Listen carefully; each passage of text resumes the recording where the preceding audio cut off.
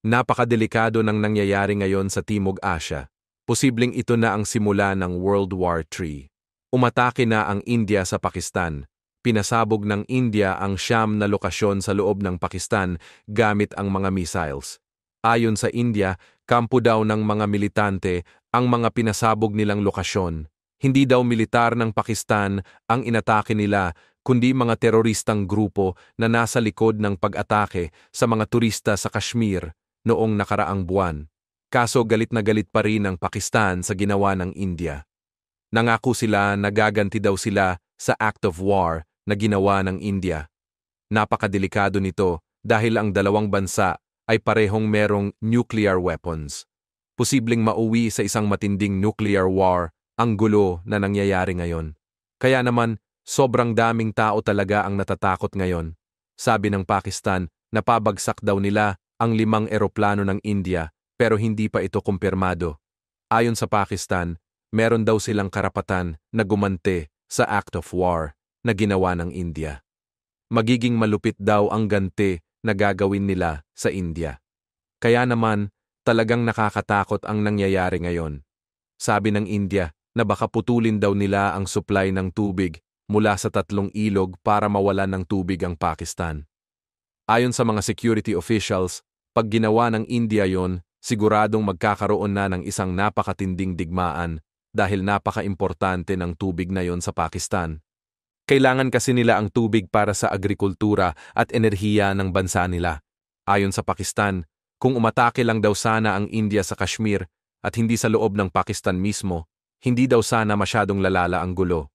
Kaso nagpalipad ng missiles ang India sa Pakistan mismo, kaya gaganti talaga ang Pakistan ng matindi. Sobrang lakas daw ng mga pagsabog na nangyari sa Pakistan. Nayanig daw ang mga bahay. Nag-react na rin ang China sa ginawang pag-atake ng India sa Pakistan. Ayon sa China, dapat daw ay maging kalmado lang ang India at Pakistan at magpigil para hindi mas lalong lumala ang sitwasyon. Ayon sa mga eksperto, sobrang kinakabahan ng China ngayon sa nangyayari sa pagitan ng India at Pakistan dahil katabi lang ng China ang dalawang bansa. Pag lumala ang sitwasyon, siguradong damay din ang China.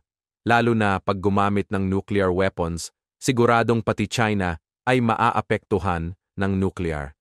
Posibleng tulungan din ng China ang Pakistan kung sakaling magkaroon nga ng digmaan sa pagitan ng Pakistan at India. Ang Pakistan kasi ay isa sa mga pinakamalapit na kaalyado ng China at isang pangunahing taga-suporta ng Belt and Road Initiative nito. Ang China rin ang main supplier ng armas ng Pakistan, kung saan 81% ng mga armas na iniangkat ng Pakistan sa nakalipas na 5 taon ay mula sa China, ayon sa datos mula sa Swedish think tank na Stockholm International Peace Research Institute. Ayon sa mga eksperto, pwedeng gumanti ang Pakistan at magpalipad din ng missiles sa loob mismo ng India. Pag nangyari yon, siguradong gaganti ang India ulit sa Pakistan. Kaya naman, pag hindi tumigil ang pag-atake ng dalawang bansa sa isa't isa, siguradong magkakaroon talaga ng matinding digmaan. At pag nangyari, baka magsimula na talaga ang World War III. Noong Miyerkules, nagpalitan rin ng shelling at gunfire ang dalawang panig sa border ng Line of Control, ang de facto na border na naghahati sa Kashmir. Inutusan ng mga awtoridad sa Kashmir na pinamamahalaan ng India ang mga mamamayan na lumikas mula sa mga lugar na itinuturing na mapanganib at sinabing magbibigay sila ng matutuluyan, pagkain at gamot. Naapektuhan ng mga pag-atake ang mga biyahe sa himpapawid kung saan isinara ng Pakistan ang ilang bahagi ng kanilang airspace. Iniiwasan ng maraming pangunahing international na airline ang paglipad sa ibabaw ng Pakistan, habang ilang airline mula sa India ang nag-ulat ng mga naantalang biyahe at pagsasara ng mga paliparan sa hilagang bahagi ng bansa. Ang Kashmir, na majority Muslim, ay matagal nang pinagmumulan ng tensyon sa pagitan ng India at Pakistan mula nang makamit ng dalawang bansa ang kanilang kalayaan mula sa Britanya, ang dalawang bansang nabuo mula sa madugong pagkakahati ng British India. Ang India na majority Hindu at ang Pakistan na majority Muslim ay parehong inaangkin ang kabuuan ng Kashmir at ilang buwan matapos maging malaya, ay naglaban sa una sa 3 digmaan nila ukol sa teritoryo. Ang hinating rehiyon ay ngayon isa sa mga pinakamilitarisadong lugar sa buong mundo. Matagal nang inaakusahan ng India ang Pakistan ng pagkukupkop sa mga grupong militante na nagsasagawa ng mga pag-atake sa kabila ng hangganan, isang bagay na matagal nang itinatanggi ng Islamabad.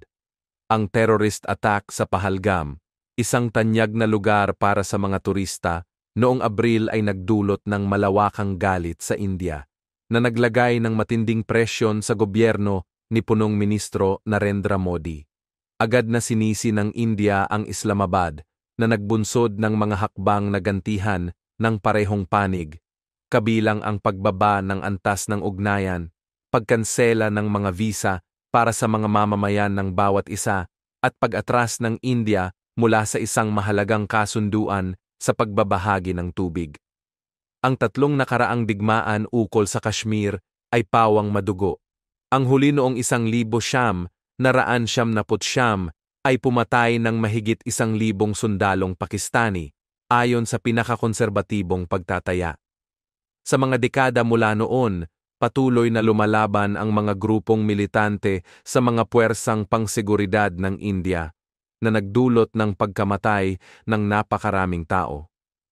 Paulit-ulit na nagkaengkwentro ang dalawang bansa, pinakahuli noong 2019 nang magsagawa ng airstrikes ang India sa Pakistan matapos sisihin ng Islamabad sa isang pambobomba gamit ang sasakyan sa rehiyon. Ngunit ang mga pinakahuling sagupaan ay hindi nauwi sa ganap na digmaan.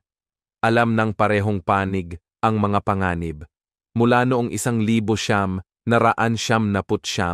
parehong pinalakas ng dalawang bansa ang kanilang mga militar, kabilang ang pagkakaroon ng mga sandatang nukleyar. Sinabi ng dating kalihim ng ugnayang panlabas ng Pakistan na ang India ay tila naglalaro ng apoy matapos nitong maglunsad ng pag-atake ng missile sa isang bansang may armas nukleyar. Ayon kay Hina Rabbani Kar sa isang panayam sa Al Jazeera, ang hakbang na ito ng India ay maituturing na napakadelikado. Binanggit niya na tila iniisip ng India na mayroon itong kalayaang umako ng papel bilang hukom, hurado at tagapaghukom at na kaya nitong maglunsad ng misil sa isang kapwa bansang may kakayahang nukleyar dahil sa paniniwalang makakalusot ito ng walang pananagutan. Ipinahayag din ni Rabbani Kar na matagal nang binabalaan ng Pakistan ang United Nations Security Council hinggil sa mga kilos ng India. Aniya, kitang-kita na ang mga babala noon pa man at ngayon ay tila lalo pang tumitindi ang tensyon. Habang nasa paliparan ng Doha sa Qatar, sinabi niyang hindi pa siya makauwi sa Pakistan dahil sa pagkaantala ng mga biyahe, bunga ng ginawang pag-atake ng India. Inilarawan niya ang naturang pag-atake bilang walang dahilan, walang sapat na batayan, at malinaw na paglabag sa pandaigdigang batas.